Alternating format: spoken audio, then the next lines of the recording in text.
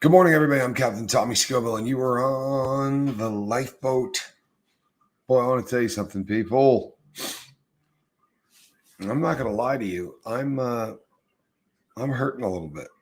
The yesterday's hike was tough.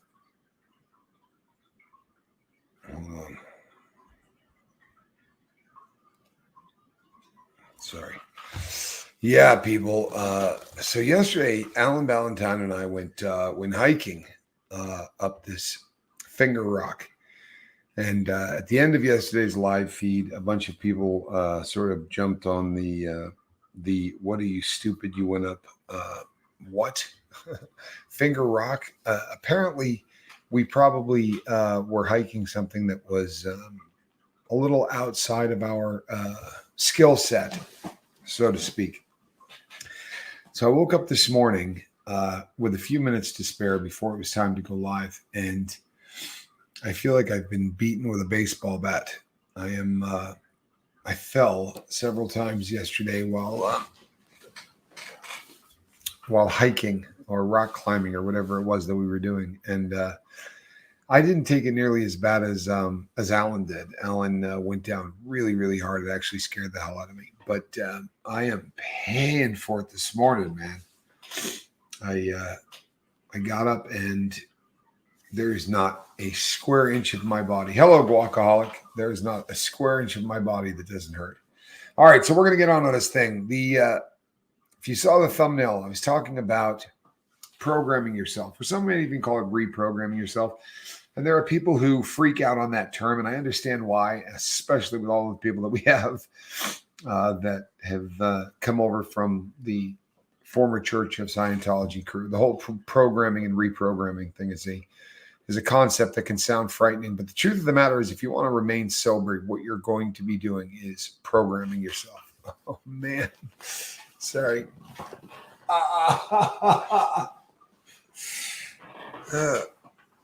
Honestly, I made an error. I'm not a hiker. Sorry. Okay. So what do I mean by programming yourself? We talked yesterday really briefly about how it is a whole lot easier to try to develop a new habit than it is to try to eliminate a habit. When we leave a hole in our lives, when we remove anything when we try to do things that are sort of like producing a negative, right? Trying to stop something is hard to do, and it's something that most people struggle with. So what you see very often, and this is something that you hear people talk about all the time in prison, and it's funny because it's one of the reasons that inmates do fantastic while incarcerated, but don't do well when they get out, is we do what's called programming, right? We break up our day into small segments of things that we spend time doing this or doing that, and the more we break up our schedule and break up our time into little segments, the better off that most inmates do. And we call it programming. In prison, it is a term. It's called programming. It is exactly what I have done on the street to make myself successful. And it's about getting up first thing in the morning and starting your day with a proclamation that you're different than the way you used to be. And for me, that starts with making the bed. It starts with getting up, and from the very first thing that you do, it's the first goal that you can possibly set in your day, right? The very first thing that you can do is fire up. Oh my goodness, people, I am so sorry. I'm really not going to lie to you. I damaged myself yesterday, man. I did some fairly legitimate damage. Sorry, I mean it. I wish you could have watched Alan Valentine fall yesterday to give you a perspective of just how ugly this was. Fortunately, I didn't fall the same distance, but I landed right on my left hip. Sorry. In prison, you'll hear inmates talk to one another, and for one of the first things they say is, "How are you doing your time? How are you programming? Are you programming? Do you have a solid program?" Right? These are things that you hear people talk about all the time, and they do phenomenally well in prison. You watch guys that come in that have a history of of crime, history of being out of control and doing things that are counterproductive to being sober and being successful. They get into prison and they begin to structure their life, and everything goes perfect. Yes, Squirrel has me trained, to be sure. Then when you all of a sudden, when you start to live your life with organization, things go well. Sadly, the first thing that happens when people get out is they stop everything that they were doing that made them successful in prison. Everything. I didn't. I got out. I kept almost the exact same schedule. I had a little bit more freedom, right? There was things that I could do to make what I do every single morning a lot nicer. But it still comes down to programming, and it starts for me. The first thing I do every single day, I get up, I journal. I talk a lot about journaling on the Lifeboat. This is not an exercise. This is not something that I say because it sounds cool. This is not something that 4% of you should do, or if you just happen to be somebody that's really into writing, right? I don't say any of those things, and there's a reason for that. Hey, Tommy. A bath as hot as you can possibly cope with that has lavender to help relax your body should help sending love, healing vibes your way from Blackpool, UK. Thank you, Marie. I will look into that. I'm not even joking. I really this didn't work out well with the whole pain thing. I'm telling you, it really has done me in. Hopefully, Alan feels better than I do. We ran into each other this morning really quickly, but he had to take care of that awful cat because Squirrel is on one this morning. Love journaling, says Guacaholic. If you do not love journaling, you better start. And I'm going to explain to you why really quickly, and this is going to make sense. And if it doesn't, pretend it makes sense. Nod your head up and down and assume that Captain Tommy is right in everything he's about to say. But there's a reason that we do journaling. It's not an exercise in keeping people busy. It is an opportunity for you to start your day without all the crap from the night before that you didn't process through. It is also an opportunity for you to sleep without taking everything that happened to you during the day to bed with you. And very often, that kind of stress can make a person miserable, and people don't think about it. But when you go to work, your brain continues to work. Hello, Russia. When you go to work, I mean to sleep, your brain continues to work. Right? It's like punching two different time clocks. The night shift comes on, and everything that you did during the day that you did not get worked out, all of the things that happened at work, all the things that bothered you and grinded your gears, all of those things are going to stay absolutely on you. That's a fact until you get it off, right? It's going to be something that is dragging you down. So very often what happens, not very often, 99 out of 100 times, what happens with every American, every person on this planet is we get home, we're stressed out from all the things that happen to us at work. We're not in a particularly good mood. We walk in the door, we eat like that, right? We hang out like that. All of the things that are bothering us starts to take over, right? And then we watch a little TV or we do YouTube or whatever. And when it comes time to go to sleep, all of the stresses and all of the things that have been bothering us during the day are fresh on your mind. And you lay down and you say, well, I'm going to try to go to sleep. And hoping to get a good night's sleep. You're not going to get a good night's sleep. All of those things are wrecking your subconscious. So you sit down with a pad and a piece of paper before you go to sleep, and absolutely first thing when you get up in the morning. You do it before you go to sleep so that the night crew doesn't have to deal with stupid things. It doesn't have to deal with what Karen said to you at the office, the girl that sits next to your cubicle. None of the things that are just small and petty. You get all those out. Let me tell you what happened at work today. Right? And you journal all of those things out. Now, when you go to sleep, your brain starts to deal with subconscious stuff, not conscious stuff. See, the stuff that happened at work, that's right there. It's right on the surface, right? We want to get rid of all that surface BS so that your brain can work on the subconscious, which is what is supposed to happen while you're sleeping. Then when you wake up, we don't punch a clock. So when we wake up, today I woke up later than I was supposed to, right? So all of the stuff that I was dreaming about, if I don't finish it, if the night crew doesn't finish sorting through all of the BS that you've left for it, then you start your day with that. And when you get to work, you're already a little pissed off at Karen in the cubicle next to you because you didn't get a decent night's sleep, and you certainly didn't work through the stuff that you needed to. everything that you do as you're programming, everything you do to program yourself to be a better you and to be a sober you, should be designed to run you better as an animal, right? To make you a machine that runs better. So the getting up in the morning and immediately journaling, it's not busy work. And it's not something that you can choose to do or not choose to do. If you want to be successful in sobriety and in living your best life, you're going to get a piece of paper and you're going to get a pen. And every single day of your life, you are going to put paper to pen. You hear that? Every single day of your life, you're going to put pen to paper and you're going to write. Yeah. Yep. The good news is that's about all the time that I'm looking to take from you. Make your bed, journal, right? Those two things need to happen. I am a big fan.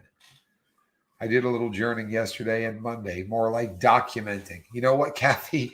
Very often journaling and documenting could be the exact same thing, to be sure. I punch that sobriety clock every morning. That's the spirit, Guac. Really it is. I love the moniker as well, Kath. You got to love Guacaholic. And that would be made from real California avocado. Sorry, that was on the Californians. I love the Californians. If you've ever met Vanessa from Degraded Daughters of Dianetics, she could be on the Californians. What's up? I'm a benzo survivor. Says borderline what? Benzo survivor's huge. We've got a lot of people on the lifeboat who are currently coming slowly off of benzos. If you are listening to the sound of my voice and you are trying to come off benzodiazepines, please talk to a doctor before you do it. It is a process that needs to be done over long periods of time or you can kill yourself. Benzodiazepines and alcohol are the two substances on planet Earth that you cannot quit cold turkey because it can kill you. So please, if you're planning on quitting anything, talk to a doctor before you do. All right. That's the best case scenario often. But if you happen to be quitting from alcohol or benzos, talk to a doctor. Please make sure that happens. You're going to be considerably safer. And we want to make sure that you live a long and prosperous life, right? That's our goal here on the lifeboat. So the more you program your day, the less what you have. The more you can program your day, the less downtime you have. And downtime, people, is, you've heard idle hands or the workshop of the devil. There's a lot of expressions about what downtime can do to you. And it really is, it's killer for people who are trying to get sober. We're not allowed to have downtime. We're not like other people. You understand? We're not. The more we have got our day scheduled from the time that we get up to the time that we go to bed, the less chance we have of relapsing. And in the beginning, I literally scheduled every single minute of every single day. Literally, I'm not being funny.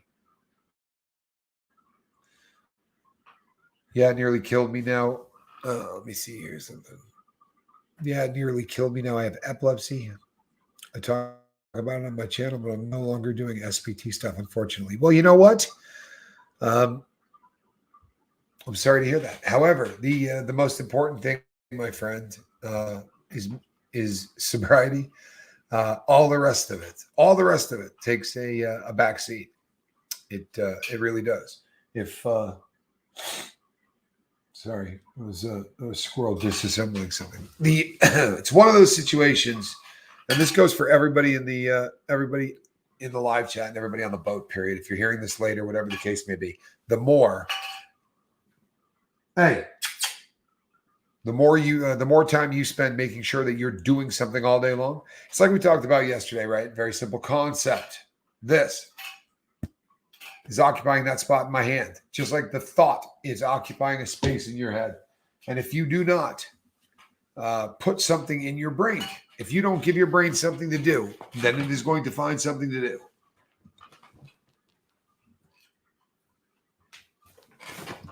Sorry, cat trouble. And when your brain starts doing something that it chooses, it's going to start making you think about things. It's going to start putting you on the path to, you know what? I don't even know why I'm bothering. What seriously, this is stupid. I'm going to end up using anyway. I may as well relapse today. Why am I even bothering? Right? Automatic negative thoughts. This is a concept here on the lifeboat we call ANTS, right? Like an acronym. And automatic negative thoughts are the things that drag you down as an addict. They're the little voices in your head that say things like, you're not going to make it, or you're just like your mother, or your dad, or whatever the case may be. And I know I'm going to use again, stupid. I do this every time. This is so dumb. We've all talked ourselves out of sobriety, right? How many times have all of us talked ourselves out of sobriety? Where I'm 5 days in, 5 days in, I got another day tops, and it's going to be over. But on day 5, I say to myself, man, this just doesn't stop. I don't even know why I'm bothering, right?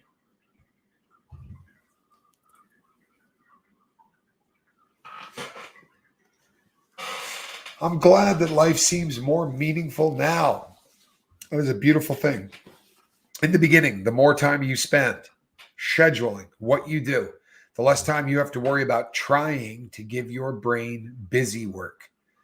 The best trouble is cat trouble, Marie Baxter. There's no question. And squirrel is a full-time job. I am so glad that Alan Ballantyne is here with me, because I get all of these emails and comments from people all the time that says, Squirrel is the sweetest cat in the whole world. I love your kitty. Squirrel is a borderline Satan cat. I love Squirrel. She is the love of my life. However, she can tear up a house like no animal alive. And if she decides you're not sleeping, she is not going to let you sleep. And it is that simple. I find in my case, I need to journal just to set my mind on the path I want to be on. That's what journaling is, Ben. It's perfect. It's absolutely perfect. I'm not kidding you. The goal of what we do when we journal is to set our mind right. Everything that we do from the time that you open your eyes in the morning is to set you right, so that when your foot lands on the welcome mat on the way out the door, you've got your yant together, right? You got your SHIT together on the way out the door. You want to walk out with your best chance for success. What routine do you do when you get up in the morning? And I got a promise for you. If you can get boring, if you can get to the point where at 6:01 every single morning you're putting toothpaste on your toothbrush, your odds of success are going through the roof. Remember the randomness of addiction, right? Think about it. Remember the randomness of what life is like when you're a drug addict or an alcoholic or whatever, the terms you want to use. Marie Baxter has 5 cats. Marie, I love you. Most of my adult life, I've rocked 4 cats, but this is the smallest number of cats that I've had as an adult. True story. I usually have 4, but yeah, you can't have enough cats. Well, we're lucky to have you, Borderline. I'm glad that you're here. The Swiss Vape, good to see you. Swiss Vape says, I plan every minute of my day. I journal to keep me busy. I love this. And Vape's been on the boat a long time. If you haven't seen the interview that I did with Swiss Vapor, you should go back and watch. The guy's an absolute beast. And what he's been able to quit and overcome has just been nothing shy of remarkable. Really has. He says, I plan every minute of my day. I journal to keep me busy. The best thing to do is listen to my Savior. Please. Thank you, my friend. There really is there's a method to the madness. And I'll make it. I should have said this in the very beginning when I first started getting everybody coming over from SPTV and from the Master Central. Nothing that I do here is me, right? I'm a parrot. And I come and I talk about things that I learned from people that are considerably smarter than I am. Good morning, Kevin Hawthorne from Lakeland, Florida. We're glad that you're here. If you were listening to ideas that Tommy Scoville came up with, I would be a little suspect, truthfully. But these are not ideas that I've come up with. As always, standing on the backs of giants. As always, what I'm doing is something that I've learned from people that are far more intelligent than me. But Swiss Vapor nailed it. I mean, especially in the beginning, if you can schedule all of your time, right? then you got nothing to worry about. I promise you this is the truth. And I promise you that anybody here that has gone on this sober train, where we try to get sober, the what happens to us every single time is boredom starts to crawl in, automatic negative thoughts begin to take over, and you start to all day long have a debate with yourself about why this is a waste of time. I don't even know why I'm trying to do this. I don't even have a drug problem. I mean, yeah, my girl ragged on me about it, and then now I'm willing to quit. But it's not like I really got a problem. I can control this stuff. Yeah, I got a little out of control the last time, but I'm not out of control. I mean, seriously.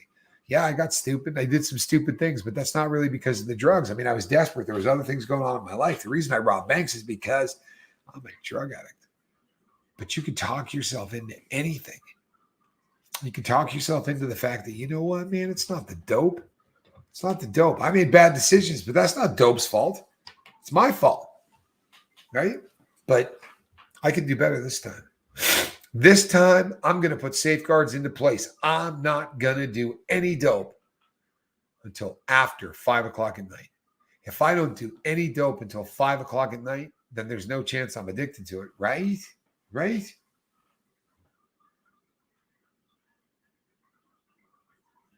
It's how we start to disassemble ourselves. The goal needs to be always much love, Boat. Good morning, Buddha Davis. Your cousin from Boston. Yep. Good to see you, Buddha. I was talking about Massachusetts with a friend of mine last night. I've got a friend that wants to visit Salem.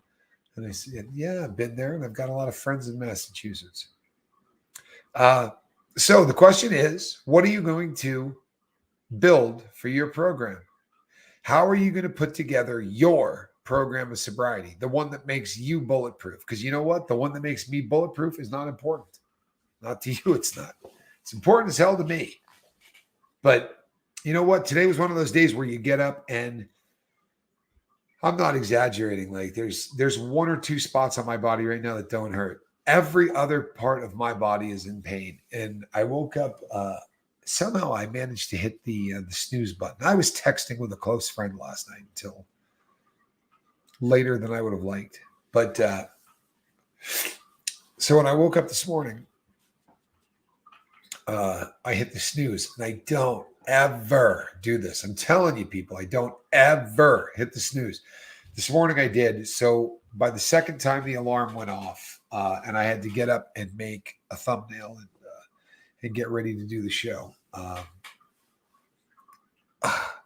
I'm sitting there hurting, and I thought to myself, what every single addict feels every time there's a bump in the road of any single kind, right? Anytime something comes up against you in opposition in anything that you do in sobriety, what's the first thing that happens? You get I'm going to quit, right? I can't do this. It hurts. I'm uncomfortable. I don't do discomfort. So I got to do something else. And my first thought was, I'm not doing the boat today. That was my first thought. I'm not going to do the boat today. And I got legit reasons not to do the boat today. The left side of my body hurts like I cannot explain, particularly along the left leg from the ankle bone to just below my chin on the left side. That whole side of my body is just trashed. And the first thought always, the first default setting of the drug addict is, I don't have to do that, right? It's just the lifeboat. I don't have to do this, man.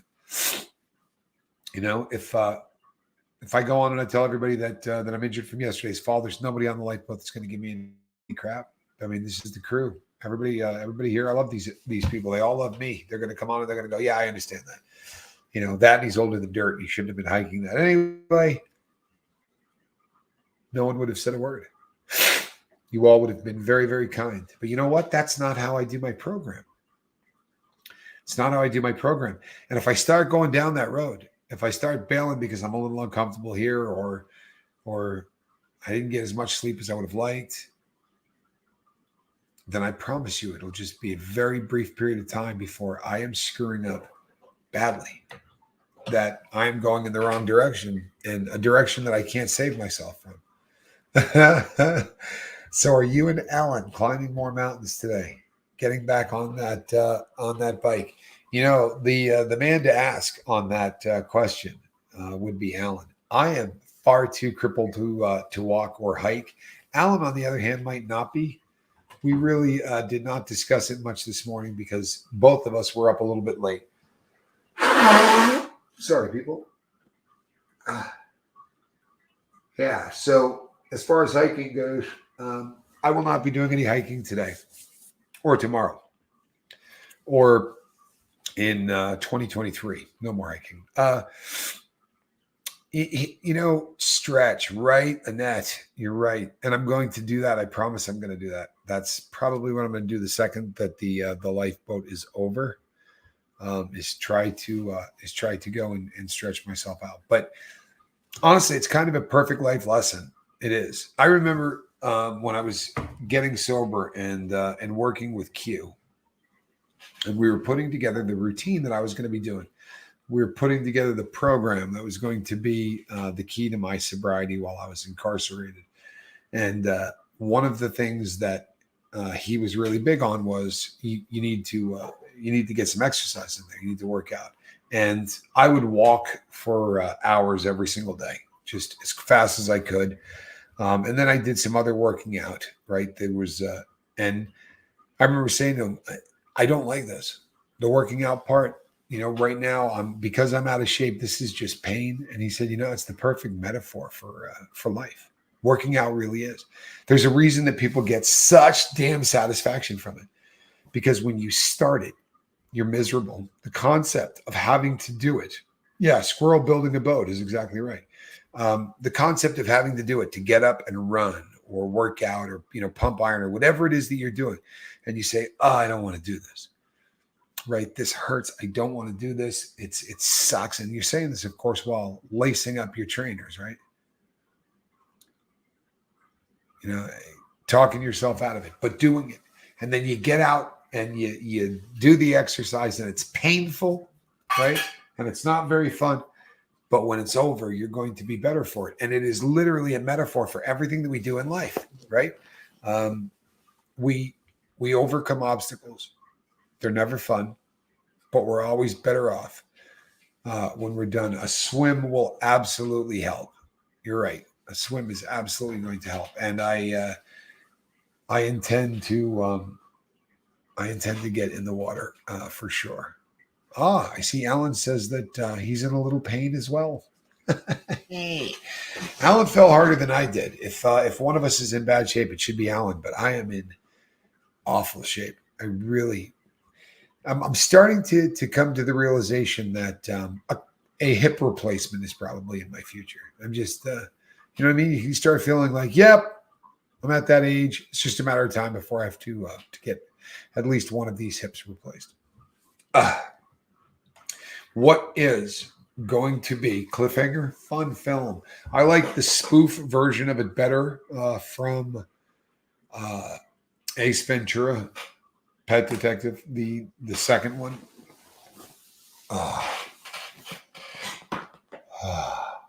Sorry.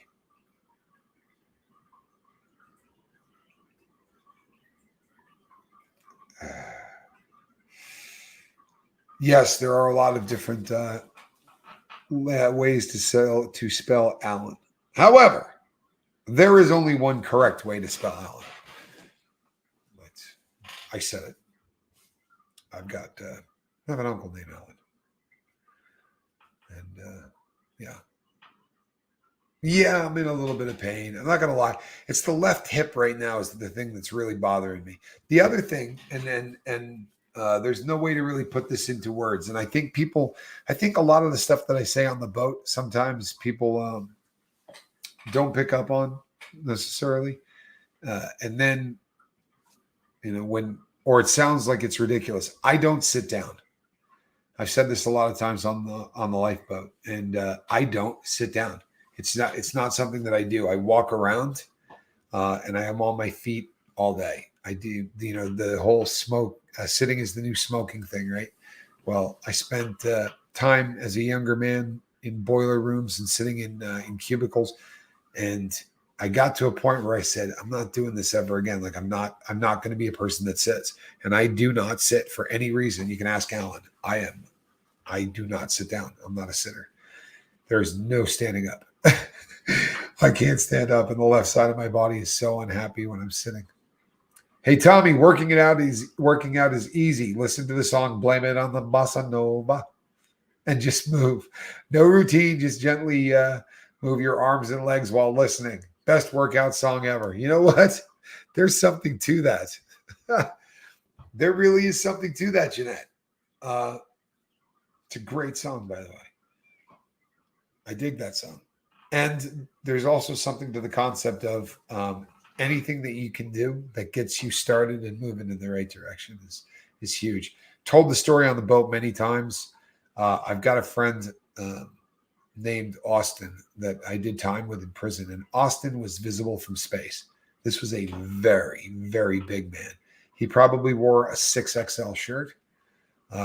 He was pretty close to my height. He might even be 6'3". I'm like 6'2.5". We were very close to the same height.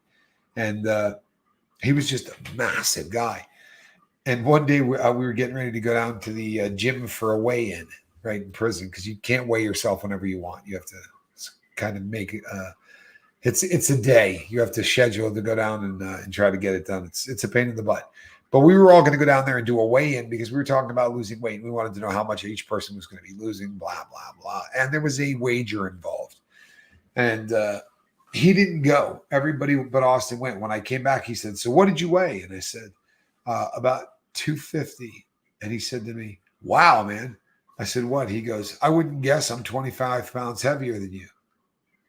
And I looked at him and went, "I'm sorry, what?" I said, "You're 25 pounds heavier than me?" And he said, "Yeah." I said, "That's where you think you weigh?" And we started to go around in circles about it. I said to him, "Dude, you're way over 300 pounds." And he said, "No." But when we went back down for a weigh-in a couple of days later, and Austin was about 315.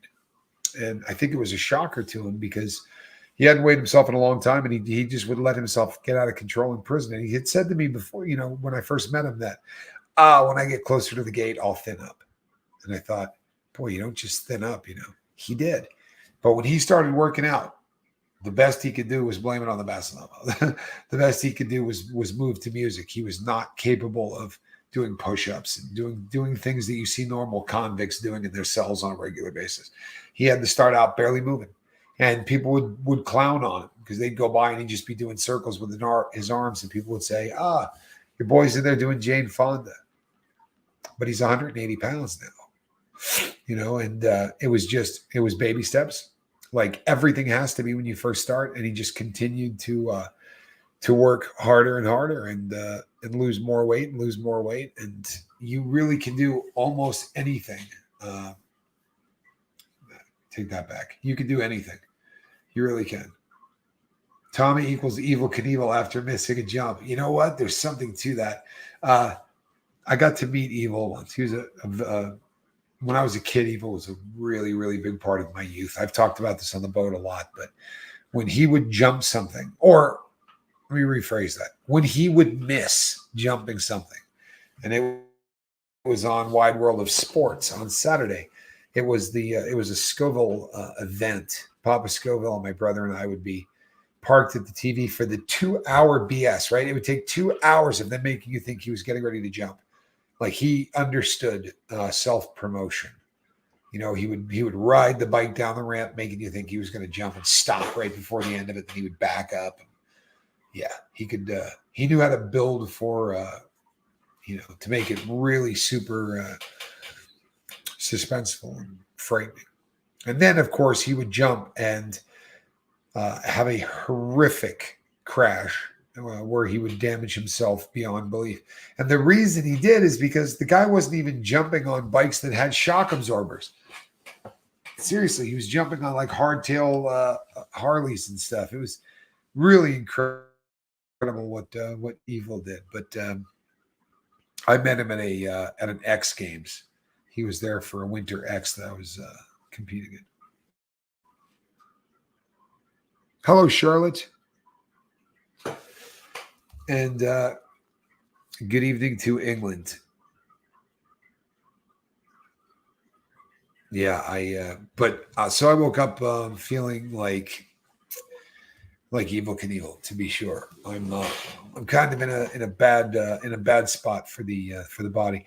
When the lifeboat is over, I think I'm probably going to paint myself with capsaicin, and I may have to just eat a bunch of it too. I will be at some point today going on live with Alan Ballantyne, where I'm just going to sit Alan down and we're gonna match each other, kind of pepper for pepper, until somebody taps out. I don't know. I like my odds. Whole Scoville thing. You know what I mean? Evil Knievel did some gigs with my unit on concert tour. Stop it. He did some motivational speaking first. He'd hang out with the band after. Met him a couple of times. Shut up. Kathy met Evil Knievel. Oh, man. I don't think you have any idea how huge that is. How huge that is. Yeah, I got to shake his hand. I didn't spend any time with him at all, but I did get to shake his hand, and he signed a like a promotional card that they had up that said Winter X, and it had him, and it said the Godfather of extreme sports. I have no idea where it is. It's probably one of those things that I lost because I did a ton of dope at that time in my life. But and he struggled mightily with pain medication for his entire life. From all of the injuries. I injured myself a lot growing up. I do not blame all of the surgeries or anything on my becoming a pain pill addict. I was destined one way or the other. But he used to stay with my husband's family when he was in Chicago. My husband has baby pictures with Evil Knievel holding him. Good God, we have the Evil Knievel boat. For real, this is the coolest thing ever. What does this say about the kind of people that we get on the lifeboat too, right? We get the kind of people who are likely to meet Evil Knievel. Voted most likely to meet Evil Knievel. I'm not sure what that says about a person, but I think it's got to be friggin' cool. Very, very cool, Snotface. Very, very cool. Let me see something here. Kelly Gerling, good to see you, Kelly. Aussie, Aussie, Aussie. Oi, oi, oi. Where do you think this one might be from? That was a cat that jumped into a basket, and the basket didn't stay where it was supposed to. Squirrel, you all right? Come here, kitty. Cats get embarrassed. It's true, and they don't like it. If you laugh at a cat, they get really angry. That's why I never laugh at Squirrel. I'm afraid of her, and I mean that.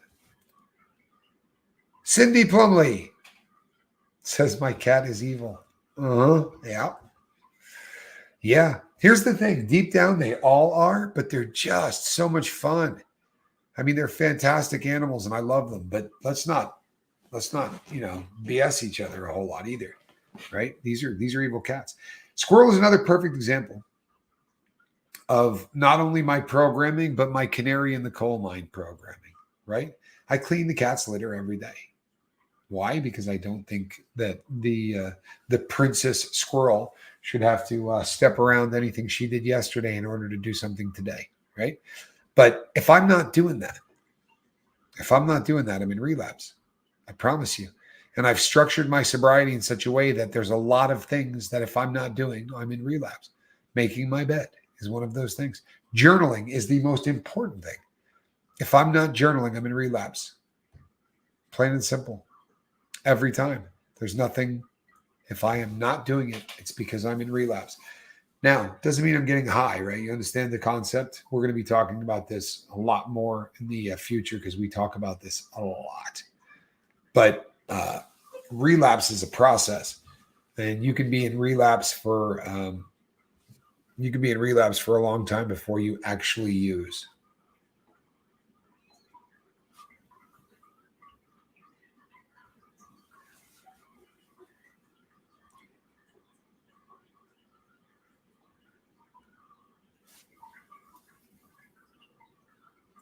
Lady Tina Marie says, hello, everyone. I became subscribed yesterday, and this is my first live. I'm an addict, and I need help. And I know I have God, and I'm hoping this will help me also. It will. It absolutely will. And coming here and saying I'm an addict out loud is probably the biggest first step, right? It's the equivalent of saying I need help, and it's huge. It is. It's absolutely huge. I would say this. I would say that you can go back and look through the shows that we've done on the boat. There's 1,100 of them, and we do a lot of shows on what to do when you first start, right? When you first start this process. But connection and communication are going to be the biggest things in your sobriety. In the early days, they're a little less important because when you first quit your substance of choice, it's all about just you saying no and sticking with those first 3 days.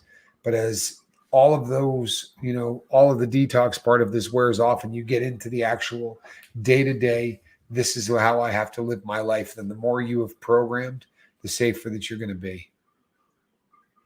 I put my wife's dogs in a dog run. The hell with the bathroom yard. There you go. Hello, Gypsy Daisy.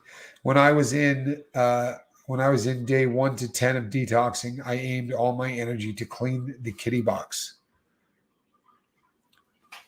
and let my dogs out. All I could do those days. You know what? That's huge, though, and it makes complete sense to me. There's something about us as addicts. I think it's one of the reasons that we all gravitate to having a pet. And we do it usually as soon as we start getting sober. Most of us immediately go and get a pet. And it's because there's such a high level of responsibility for a pet that it's almost like proclaiming to the world, hey, check it out. I got my stuff together. I'm able to take care of this, right? Should say a lot about who I am, but everybody on the boat can tell you this. We've done so many shows on pet ownership and and what it means. The number of people who are in recovery that have animals. It's what's really odd is people in recovery that don't. It usually goes. It's so much skewed in one direction that it's far more de rigueur to see people who are in recovery that have dogs or cats, or dogs and cats and chickens and whatever else Heather Joy has. She's got a lot of animals. People, I'll tell you something. I come here this morning and I'm talking to you on the lifeboat. I'm Captain Tommy Scoville. It's what I do, right? And I'm looking at that live in the top left-hand corner. And when it was at 10 minutes, I said, you know what? I can go to 15. When it was at 15, I said, I can go to 25. And now we're closing in on 45 minutes. And I feel like, you know what? Maybe I can do this. Maybe I can get this whole thing. I am miserable. In terms of just the seated position, I am miserable. And I don't like sitting down. I spend, normally, honestly, if I'm sitting down, I'm probably doing the lifeboat.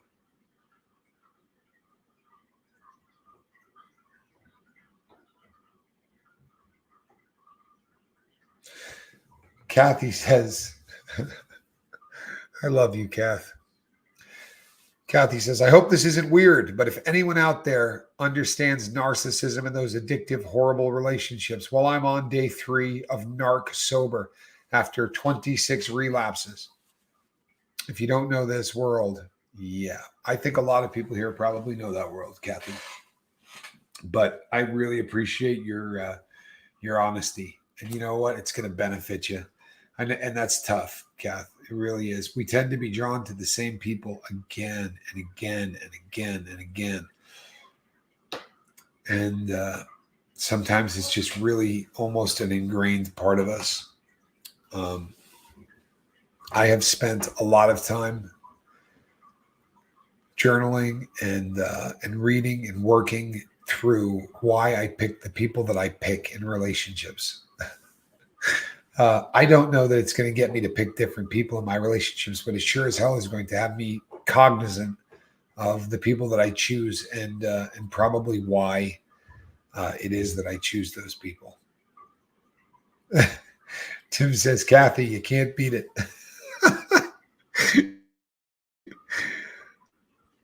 Uh, yeah, Lemmy, I agree with you. I'm sorry for that, bud. He says it sucks not being able to have a pet.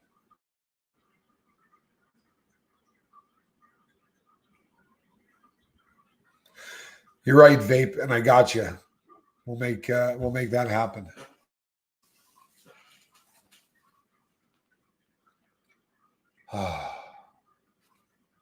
Yeah, it's the hip.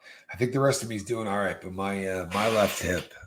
Wasn't there a wasn't there an Academy Award winning movie called My Left Hip?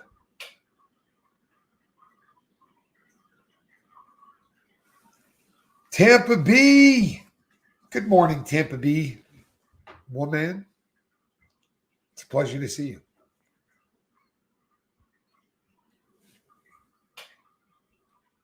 Wasted a lot of time. I did that myself. You know what? No more wasted time. There's a t-shirt. No more wasted time. The lifeboat.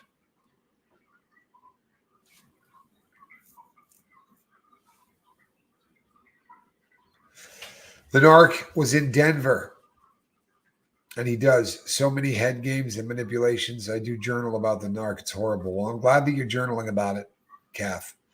And I think that from now on, when you come in here, we should be able to say, all right, a couple of things. What instrument does this guy play?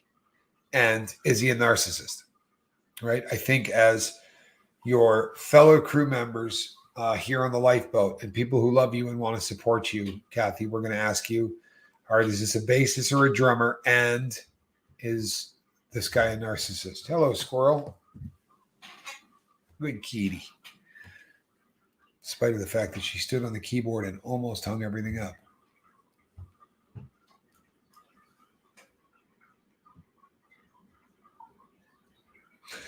Lady Tina Marie. What your husband did is his hang up, not yours. And it's not you. I promise you. That's you realize that when guys do things like that, it's based on the insecurity of the guy. Capiche? He's a rock singer. How did I know he just might be a musician, though? You're right. You're absolutely right. Tampa B Man says, Lady Tina, that's awful. You do deserve a man who respects you. You do. You deserve a man who respects you. And you know what? You deserve to be in love with that man. Right? And to be loved back. And you should take nothing short of that. That's the truth. And that goes for you too, Kathy. That goes for everybody on the boat, right? You know, there's a old cliche, and it makes a hell of a lot of sense. It really does. But nobody will ever love you. The cat's destroying the house again. Come here, kitty. No one will ever love you more than you love yourself. And this is something that as addicts we struggle with because traditionally we don't love ourselves as much as we should. And it's hard, right? It really is. It's hard. But the more we love ourselves, the better a chance we have of being loved the way we want. And that's not always easy for those of us in recovery, but it's something that we all need to work on to be sure. Don't pick on drummers, Tommy. We don't all slobber. Well, yeah, we do, but we aren't all narcissists. It's a good point. Both of those are good points, actually. They're not all narcissists. And I'm not sure that they all slobber. However, they are always the wildest men in the band. That's my, I've known some drummers and they tend to be, well, let me look at Tommy Lee. It's a great example.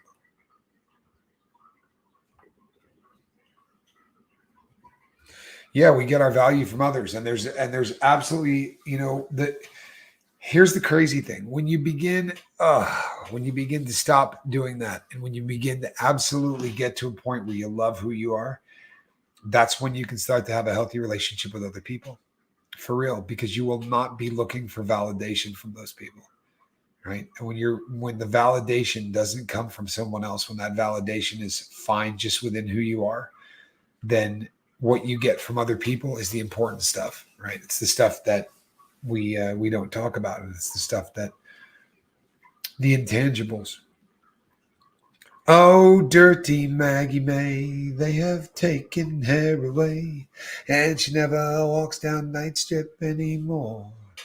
Oh, the judge he guilty found her, of robbing the homeward bounder, that dirty, no good Robin Maggie May. Maggie May says, Lady Tina Marie, I'm sorry that happened, but it sounds like he did you a favor. You are worthy of true, pure love. No, you are out of that dude's league, sunshine. Damn straight. Damn straight. Dude's not in your league. True story. Not all rock and rollers are bad, says Boltnack. No, I don't think any rock and rollers are bad. Right? Well, very few rock and rollers are bad. That's not the issue.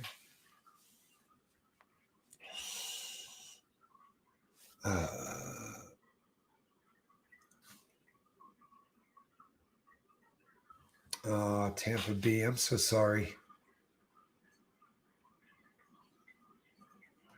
Tampa B says, and that I'd give up everything just to be with my mom one more time.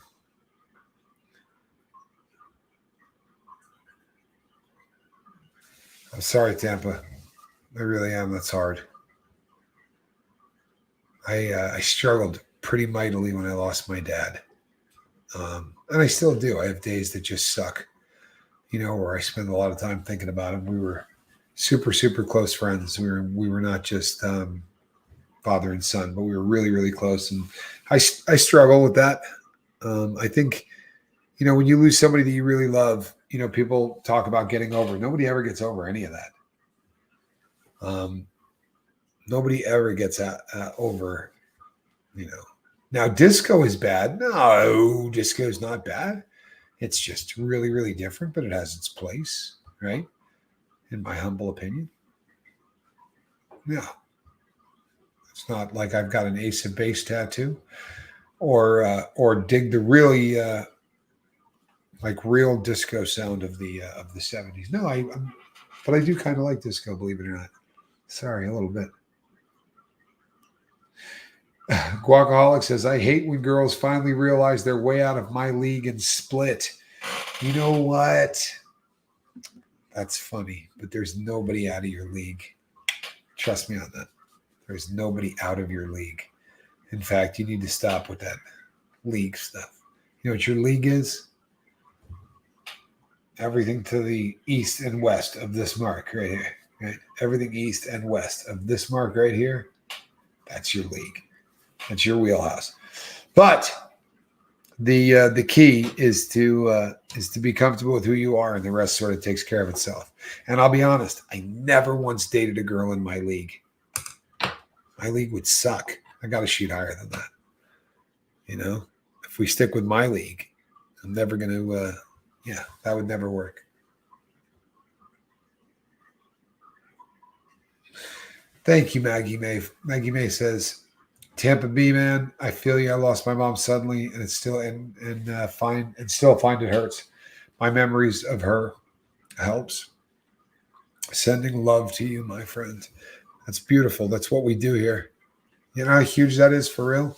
Hey, I know what you're going through, right? I've been there myself, and I'm here if you need me. Sending love. Whew. That's way more powerful than anything that's going on anywhere out there, people. I swear to God it is. Their lifeboat is fantastic, and it's not because of anything I do, but it's because of stuff like that. It's because of the support that we get from the people that are on this channel that all care for one another based on the fact that we all understand where the other has been.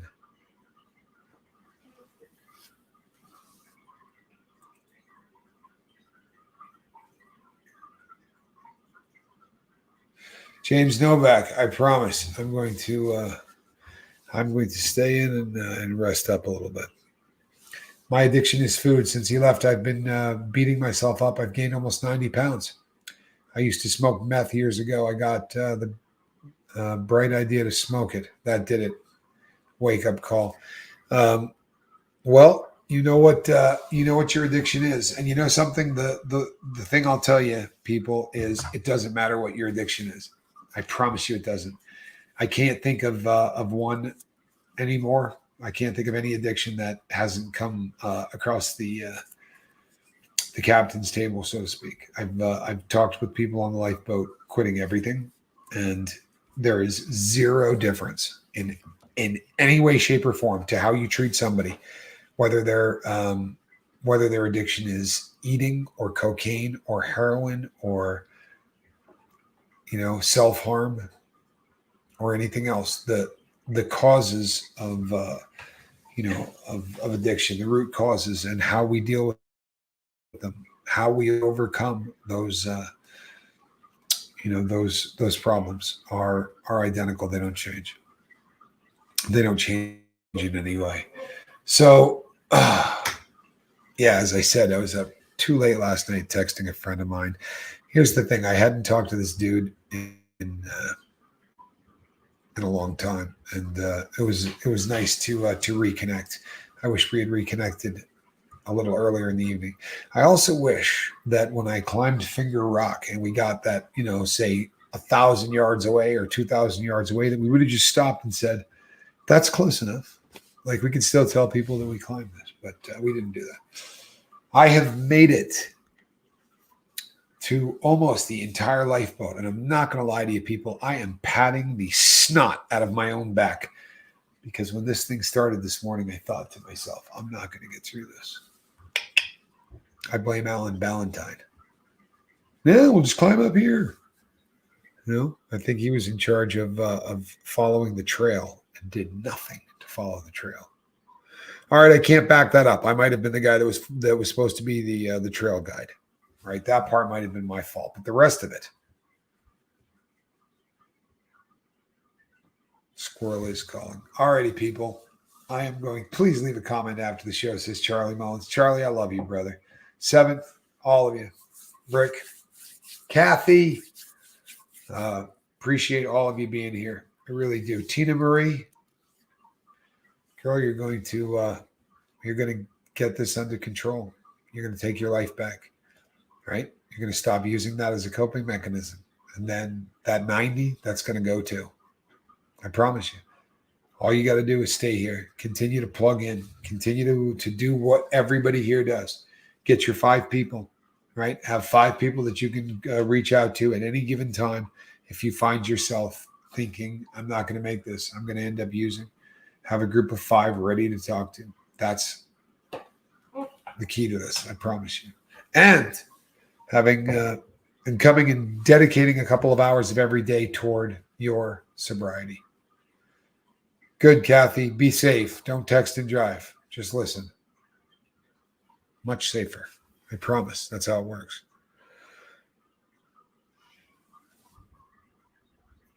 Maggie May says, "My addiction is also food. It is one of those addictions that you can't quit cold turkey. I've been where you are, and I have spent 20 years going from 300 pounds to 140. You got this. You do have this. Yep, you have this. And we will be here for you to support you every single step of the way. And the more you communicate with us, and this is everybody, I'm not just talking to her, obviously, but the more you communicate what it is you're trying to do, how you're planning on doing it, the emotions that it is causing in you, the more you communicate that to all of the people here, the better a chance you have of success. And I mean long-term, no joke success. And with that, people, do you know what I get to do? I get to lay down. I get to put my back flat on something soft and hope that I feel better shortly. I have high hopes. The good news is there's no way I feel as bad as Alan does. That boy really went down hard. I'm just saying he really did. I didn't even laugh. Tells you, right? Because I'm a dirtbag. I didn't even laugh. Alrighty, people. I'm Captain Tommy Scoville. This was the lifeboat. Squirrel did make an appearance. If she was here, I don't think I could lift the basket. I'm not even being funny. So this worked out. But thank you all for getting up and spending your morning with me. Really means a lot to me. I'm Captain Tommy Scoville. We will see you on the boat between now and the next time. Reach out and try to save somebody. And if that somebody is you, get on it. God bless.